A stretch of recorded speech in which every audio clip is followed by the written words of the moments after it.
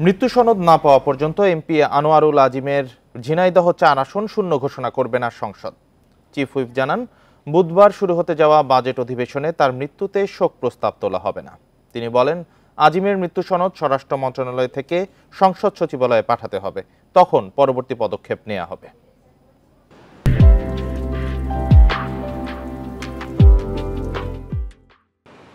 বুধবার বসছে দ্বাদশ সংসদের প্রথম বাজেট অধিবেশন।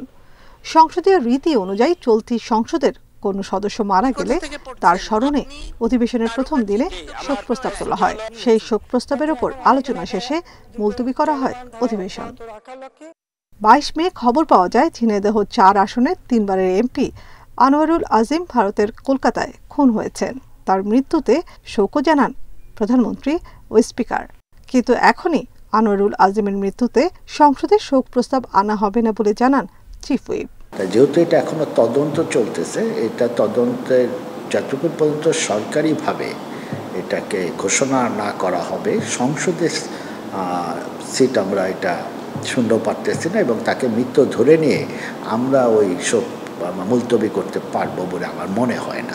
সংসদ কার্যপ্রণালী বিধি অনুযায়ী এটাকে শোক প্রস্তাব বা শূন্য করতে পারে না কোনো অথেন্টিক আমাদের সরকারি ডিক্লারেশন না হওয়া পর্যন্ত।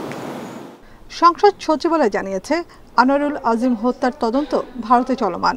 সেখান থেকে মৃত্যু সনদ পাওয়ার পর স্বরাষ্ট্র মন্ত্রণালয় সংসদকে জানাবে।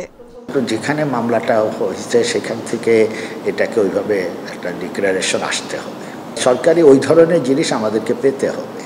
এটা তো আপনার মনে হয় স্বরাষ্ট্র মন্ত্রণালয় বা এটার সাথে সংশ্লিষ্ট যে মন্ত্রণালয় আছে তারা ডিক্লেয়ার করবে। এদিকে বৃহস্পতিবার আগামী অর্থ বছরের বাজেট উপস্থাপন করবেন অর্থমন্ত্রী আবুল হাসান মাহমুদ আলী, যার আকার হবে প্রায় ৮ লাখ কোটি টাকা।